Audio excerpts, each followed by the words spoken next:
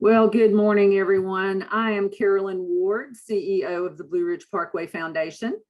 And as the nonprofit partner of the Parkway, we are honored to be able to provide a vehicle for folks to participate and have a voice in stewards of this very special park.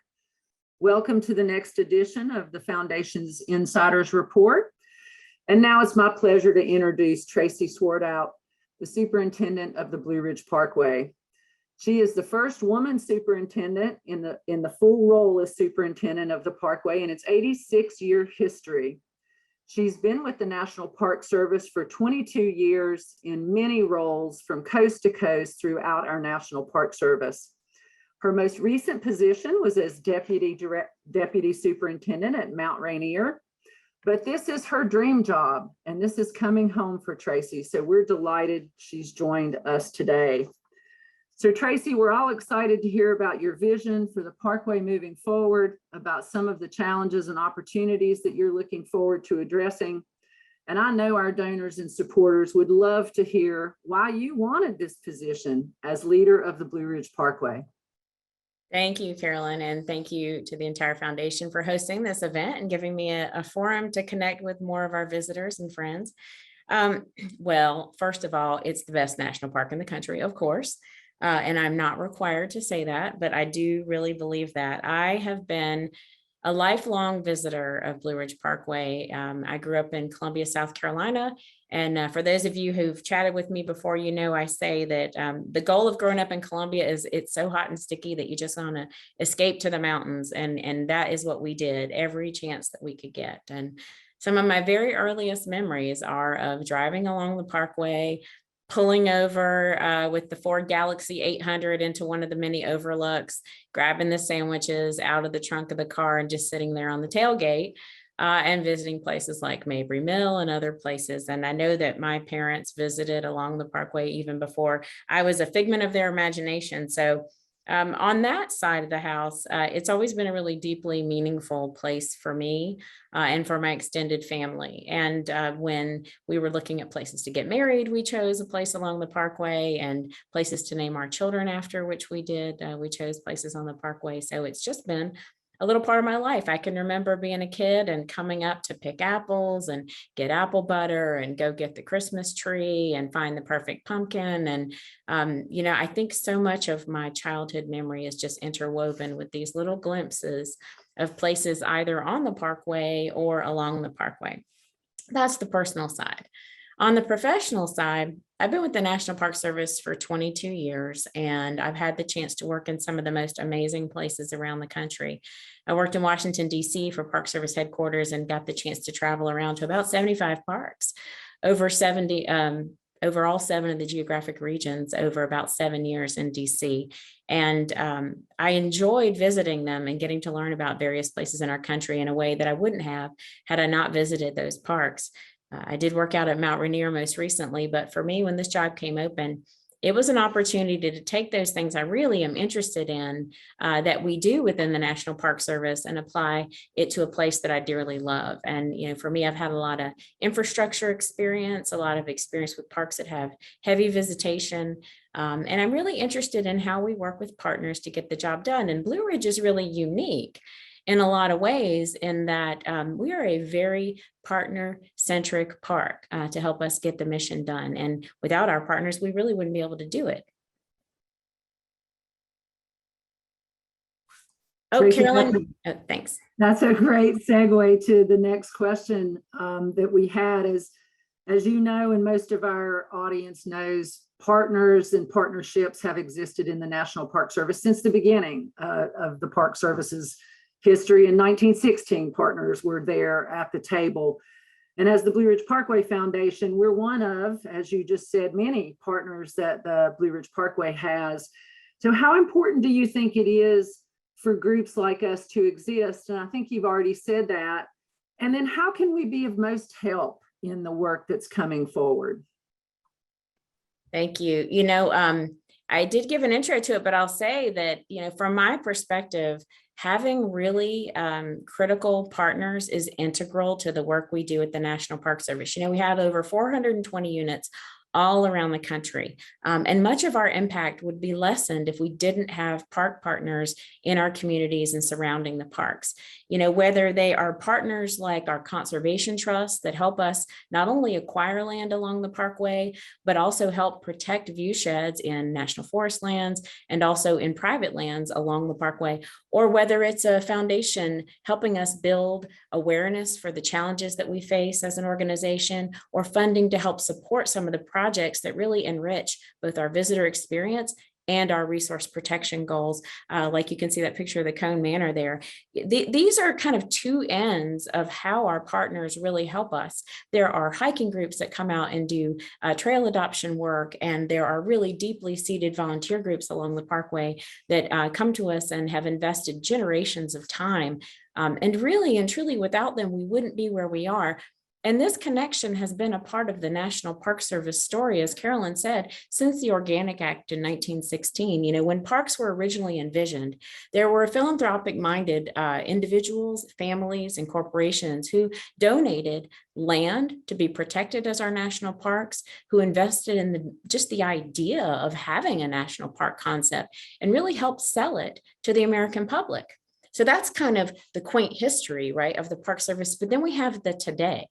And I talked about some of the partners that really help us get the mission done today: conservation trusts, foundations, other not-for-profits, hiking groups, interest groups, and then all the tourism partners that we have that help people understand how to have a good visit, how to be safe, and how to protect the resources. So that's the current.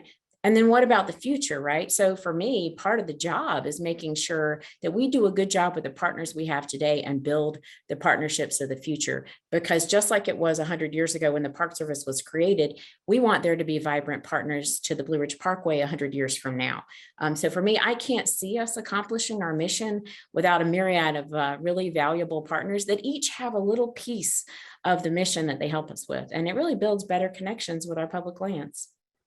Well, and that's why we talk about our supporters as a community of stewards. And we know the Parkway is not just one of those iconic pilgrimage parks that you must see at one point. The Parkway is our home, and it's in our backyard. And we're so grateful for all the supporters and all the other partner groups that work together. It indeed does take a community to make a difference. And now we've got a couple questions from some of our audience members. So Tracy, when did you first know that you wanted to be a park ranger? Oh goodness. I think we were just leaving the hospital and my mom had me in her arms and I felt the heat of South Carolina and I said, I got to get out of here and get into a park. Now that's an easy story. Now there are a lot of different times I can point to. It's hard to say just one, and I think just to say for a second, many of our education interpretation rangers know that really to make a lifelong steward, you have to have multiple touches with people. And for me, my history is really no different in that, I had parents who cared about parks and protected spaces. My dad loved historic sites and would cart my mom off to every boyhood home that you could go to. So there was a sort of family love there. But then as a child, I had experiences hiking on the trails. And I remember I grew up in Columbia and Congaree National Park was just becoming a national monument. And it was a place that our school raised funds and put us on a bus and drove us out to the forest and, left the very urban place of downtown Columbia with all its sights and smells. And slowly, as you drove that bus out that long winding road from the city to the agricultural lands, and then from the agricultural lands to the forest, and then from the forest to the giant trees. And then you got on that last 1 mile road of kind of rickety rocks and you pulled up to the visitor center. And then, there was this amazing park ranger wearing like the uniform that I am wearing now. And he was so enthralling and really helped connect all these things that I was learning about in school, science and history, and public speaking, and math and all of that. And he wove it into this story about why we protect these places.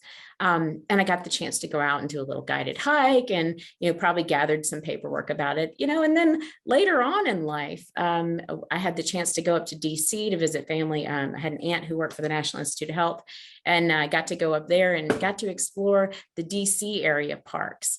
And wow, my mind was just blown at all of the history that was available to me at my fingertips. And so there was a piece of it that was fed there, and then there are just so many other moments I can point to that really all culminated in what I chose to study in school, where I chose to go on my vacation. And then when it came time to choose what you want to do with your life, and I had the opportunity to get a job with the National Park Service, I was very quick to raise my hand. And now 22 years later, I love it more now than the day I started.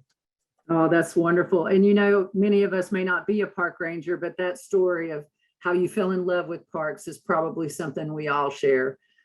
And one more question from one of our attendees. What is the progress right now with view shed clearings and overlooks that are overgrown? Oh, absolutely. So it's really important, all along the Parkway, people have the opportunity to not only stop at these developed areas where they expect, services like lodging and retail and interpretive opportunities. They also stop at places where the point is just to get out and run. It was where my family stopped and had the sandwich. And these are the overlooks that we have all along the Parkway, where the goal is that you're able to see this incredible vista, and it was designed in that way for us to maintain it. And our teams have been getting together and going along the Parkway and making really good progress and getting these cleared out. And it's no small feat. It's not just like mowing, or threshing or removing small things. There's some really substantial woody vegetation that has started to grow up. And one of our staff reminded me, one of our really talented facility staff reminded me, the park was created a long time ago, just beyond our boundary. There's woody vegetation even on private lands that's starting to grow up and obscure the view. So we do work with park partners kind of along the Parkway with private individuals to work out how we can maintain some of those overlooks. But our teams have done a great job of kind of working longitudinally down the Parkway, tackling them as individual projects. We've had some foundation support to do some of this work, and we appreciate that. We have a lot of volunteer groups that help us with it. And then, of course, there's the everyday mowing. So I couldn't tell you, what the percentage is of the overlooks that have been maintained or brought back to what was the desired condition for that. But we're making good progress, but really the progress isn't ever done. I said to someone once, they were like, well, what's it going to feel like when you finally get all of them done? I said, well, we'll just turn around and come to work the next day, because it's the forever business. And so that's something I'll just take the chance to talk about, which is, what does it mean to manage something in perpetuity? Can we ever say that the job is done?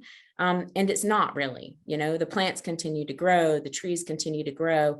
And then beyond that overlook, what do you see? And we'll talk about that, about how do we protect those lands beyond, because it's easy to tackle the issue of maintaining an overlook that's maybe in that first 100 feet, but how do you maintain the things that you are looking over out into the distance? And really a lot of that work isn't work that we're going to be doing. It's work that all of you will be doing and our park partners. So we're making some good progress. We'll keep it up. But really, I don't think the job will ever be done. Well, and with over 4,500 neighbors, adjacent landowners, and those view sheds are not owned often by the park or by the people. They're owned by the neighbors and by other land management agencies. And again, it's going to take all of us working together as a community, and we're excited about what's coming ahead. So you are now leading the most visited national park unit in the country. It's an awesome responsibility. It's also an amazing opportunity. So what excites you the most about what lies ahead? Well, I'm excited, one, because we have such great partners to help us get there. That's one of the biggest things for me. But, I think about every time you lead a park, you're really just at a little point in time. If you think about, again, the forever business that we're in, you sort of merge into the stream.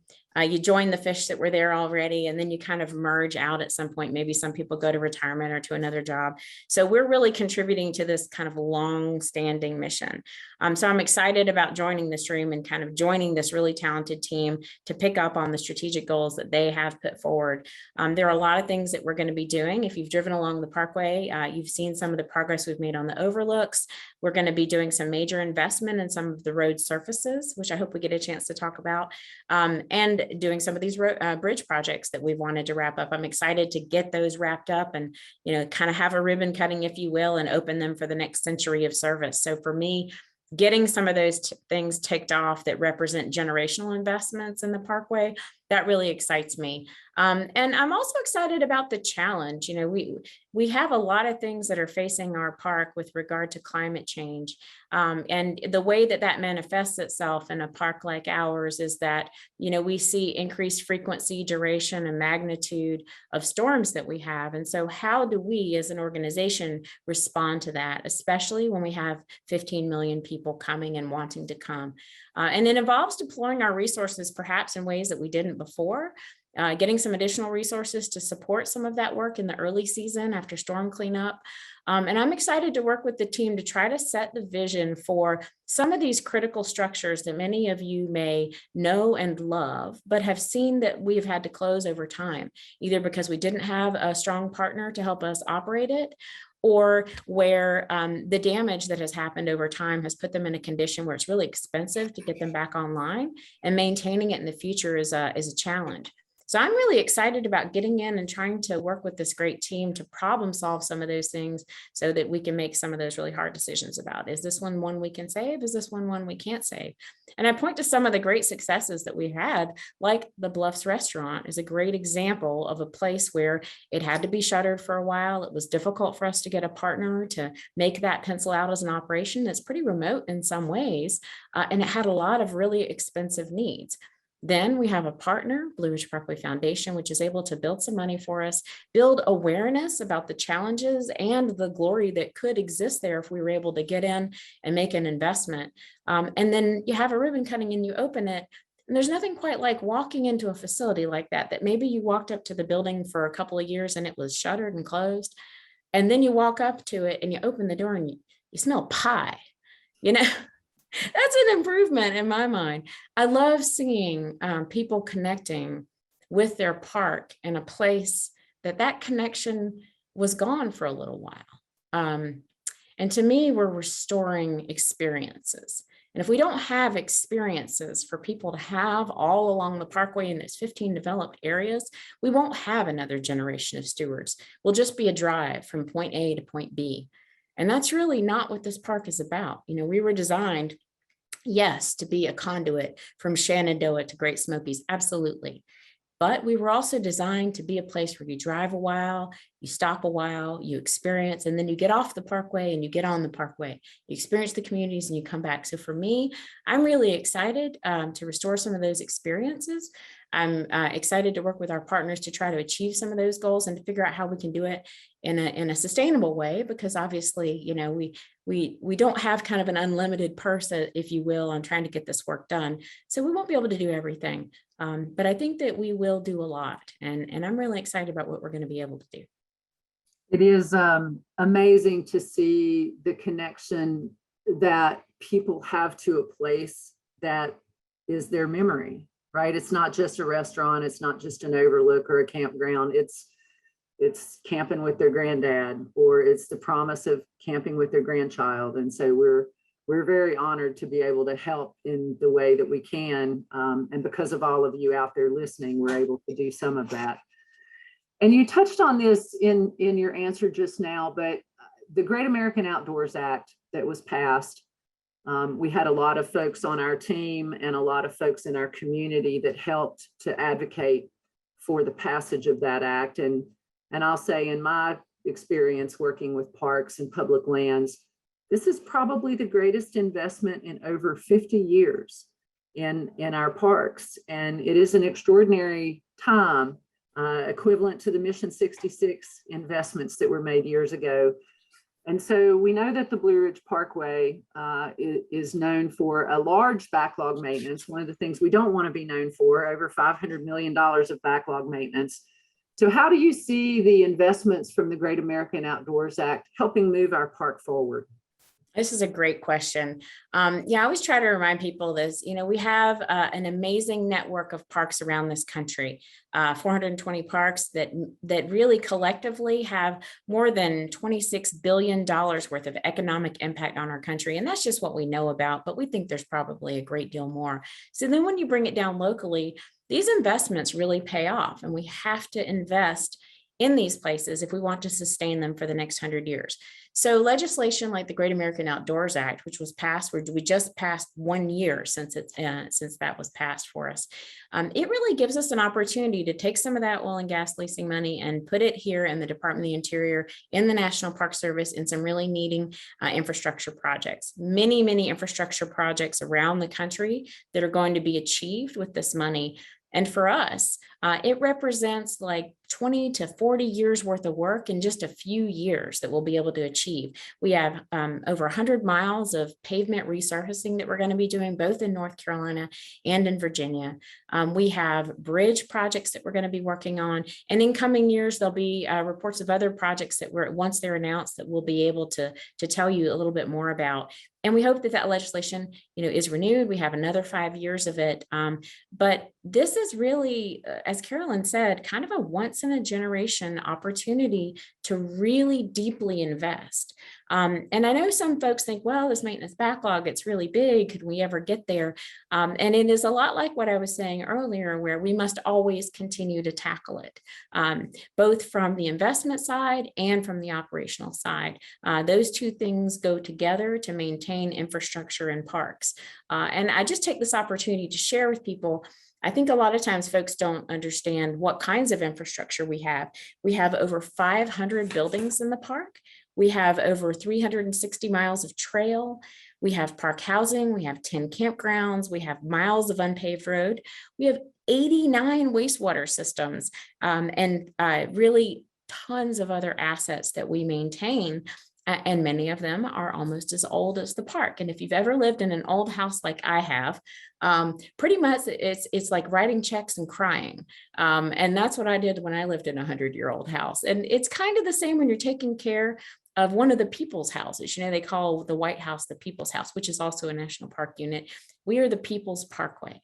And so it's really important that every so often we infuse these park assets with enough money to ensure that they can sustain that economic impact I talked about for the next 10 years, the next 20 years, the next 100 years. So really very important. I cannot overstate how important this investment is, like Mission 66, like some of the money that was spent at the origin of the National Park Service. And we really appreciate the bipartisan support that we have for that legislation that will pay off in so many ways, in addition to having a smooth ride down the Parkway. It's a great reminder, those of us that own a house, if you think about paving your driveway, or your well has a problem, or your septic system, and now you magnify that with 469 miles and all of these campgrounds, and it is an enormous undertaking. And it is also a good reminder for us that this work doesn't stop, this work of advocating for support for our park. The National Park Service budget, the entire National Park Service budget, is 1/15 of 1% of the federal budget. And so when you think about what we're able to do with that tiny investment, for every dollar invested in our national parks, it returns $10 to the local economies. And so we really want you all to continue to advocate for support for our national park. And then Tracy, I have one last question for you. We've talked about a lot of the challenges. We've talked about the neighbors and long linear park, 469 miles, where we don't own the view sheds and the associated access often. We've talked about view shed clearings and the challenges with the Great American Outdoors Act and all the backlog deferred maintenance. What do you see as the biggest challenge that lies ahead on the horizon for the Parkway? Oh, thank you for the opportunity to talk about this. So there are a couple, and I know our time's running short, so I'll try to be brief. Climate change is real. And what we see in the National Park Service is a really great example of what communities all across the country are experiencing with regard to increased storm magnitude, frequency, and duration. If you've been in this area for any period of time, you have a sense of what these really high intensity storms can do. Early season, middle season, late season, with flooding, loss of life, loss of infrastructure, and all of that. And so when you add to that kind of impact on infrastructure, built infrastructure, all that stuff I just talked about, a really high user base, an increasing population, if you will, just like in our coastal cities in the country, our mountain parks have the same experience. Lots more visitors coming into a really small space, lots more need for that infrastructure, and lots more risk to that infrastructure over the long term. Things like culverts need to be upsized. You know, we have a lot of success when we plan for and invest in resilient infrastructure that is planning not necessarily for the climate that we saw of the last 100 years within the Park Service, but what we see happening now and moving forward. And there are great signs of success when you look around these storms and you see where we have invested in resilient infrastructure. It allows for us to fare better after these storms. So that's one thing, is climate change and its impact. It has impacts on species, really rare species. I'll give a quick example. You know, for me, the visitation is one of the greatest benefits and the greatest challenges. The visitation at 15 million we're going to pass this year is fabulous. 15 million people care about, love this park, or maybe they just enjoy the view when they're commuting from Weaverville to Asheville. I don't know, but they're coming to the park and they're enjoying it. And those people are really important. We want to make sure that they continue to have an experience with the park. They are our greatest spokespeople about the importance. So there's a great responsibility. If you're a visitor to the park, I expect you to be a steward of the park and to be a spokesperson for the park, because you know better than anybody the value that this place holds. On the other hand, I was just at Craggy this weekend, and tons of people, you know, our visitor folks are out there, you know, tracking encounters, and maybe it used to be 150 on a typical Sunday, and it was more than 300, and we were just hitting noon, and it was kind of a conga line going up to the pinnacle. I did it anyway. I hauled my kids up there. That's what you get with being a kid of a park ranger, get hauled up to the pinnacle with the conga line. And I'm up there, and, you know, there's a group of young women, you know, wearing their kind of Save the Planet t-shirts and just, you know, taking pictures of themselves, and they crawl over the gate, and they're kind of out there on the fragile vegetation. And so we got to have a conversation about, what does that mean? And I say this to say, not that we want to wag our fingers at our visitors, but to make a really strong point, which is these are folks that deserve to have the opportunity to learn why that kind of action matters. And collectively, we as communities need to make sure that people do have that information so that they know to make better decisions and to recreate responsibly. And then we've all kind of heard recreate responsibly during the pandemic, you know, keeping space from people, you know, wearing a mask if you're on that trail and you can't get 6 feet between you and the next person. And that was certainly what I encountered at Craggy this weekend. You know, I couldn't get that space that I wanted to have for myself and my family. So, you know, we masked up when we could, and we tried to give each other space and do what we can, washing our hands, and really trying to maintain public health. And at the same time, try to maintain the environmental health, you know, staying on that trail, not stepping off to take a picture, and to recognize that all these individual actions of the single people in the world collectively have the opportunity to destroy the very thing that we're there to see. But when I flip that on its head, and I think about the messaging that I want to send to people, it's that those 15 million people aimed in the same direction of protecting the resources, protecting the experiences, and protecting the future stewardship of this place is an amazing, powerful group. And I would love to harness that energy for good, because it is those 15 million people upon which the future of the Blue Ridge Parkway depends. And so all of their collective actions, good and bad, impact our future. So I just want to say thank you for giving me the chance to talk about it. I'm very excited about the future on the Parkway. Lots of challenges, of course, but lots of opportunity. We look forward to seeing you out here.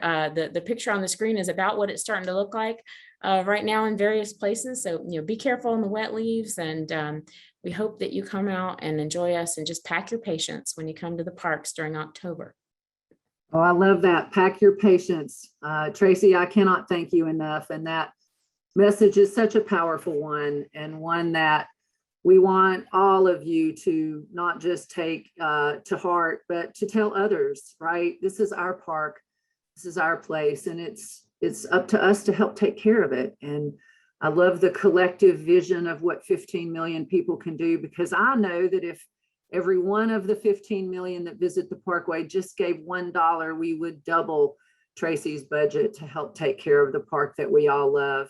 So Tracy, again, thank you. Leading the Blue Ridge Parkway is without question a challenging job, but it also is an enormously important one. These landscapes hold the stories of our past and the promise of our future. And we are so very happy that you are in the leadership role, and we look very much forward to working with you over the many years to come. So thank you once again for joining our community of stewards in our behind the scenes insiders report. Thanks everyone. Have a great day.